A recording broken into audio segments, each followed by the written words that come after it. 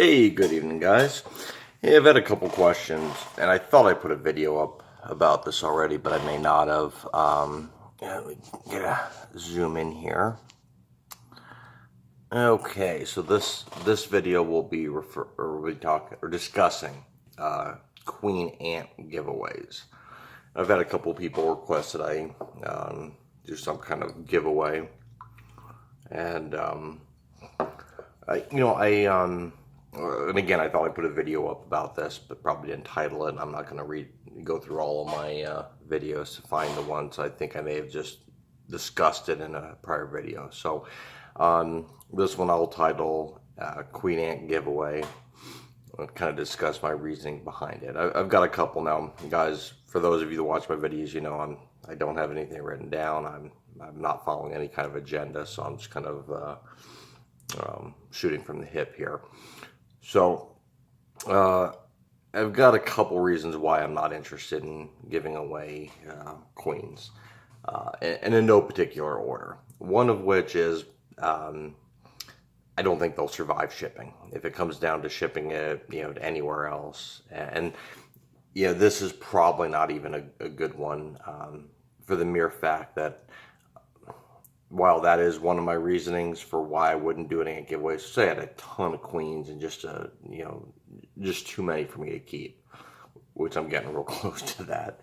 I'm a firm believer in, I'm trying to think of the term.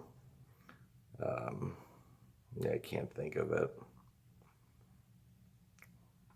Well, and again, if I planned out my videos a little bit better, which will probably eventually come where I actually get the right terminology down, this will probably be something that I'll actually have nailed down in the future.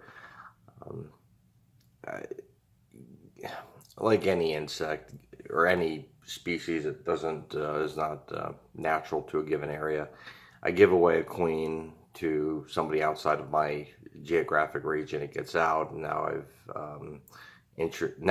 an introduced species to that environment that wasn't natural to that environment, and that we see that with Africanized bees in the southwest, Texas, Arizona, New Mexico. We see the Africanized bee, which was introduced. Fire ants have been introduced, in the same manner. So, I would consider a local person, someone here in Tucson, Arizona, to where the species that I'm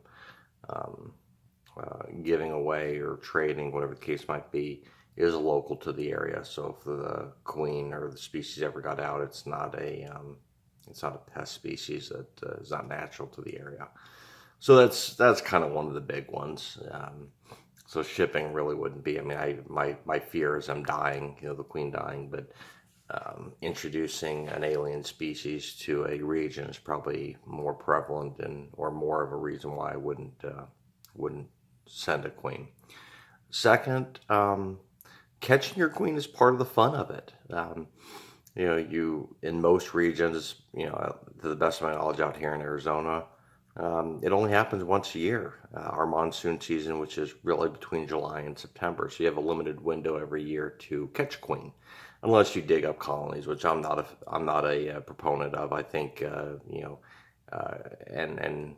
there's plenty of instances where the colonies just don't survive if you dig them up. It's not the best avenue, in my opinion. So catching it during the monsoon season or your wet season, when they're in their nuptial flights, I think that's the best way to catch queen. And some effort has to be expended in catching your new queen and raising your colony. So I think that's part of the enjoyment. I'm able to catch a queen, and not all my queens survive. You catch quite a few, and I've had quite a few die. I can't explain why. I usually do the same thing with all of them, but that's a big part of the it's an enjoyable part of it, catching it, raising it, see it flourish. So those would be my primary reasons. The honeypot species, which I love them. They're hard to keep. I've lost more honeypot queens above all else. I've been very fortunate in my ability to catch them. I'm in an area where they're there's a high concentration of them, and up until last year I didn't even know that's what I was catching. I didn't really, I wasn't even aware of it. So, next year I'm going to continue to catch them and try to raise them. And, out of the honey pots I caught this year, 2016, only one of them has actually been successful. I do have 2 or 3 more, but they're really not doing all that well.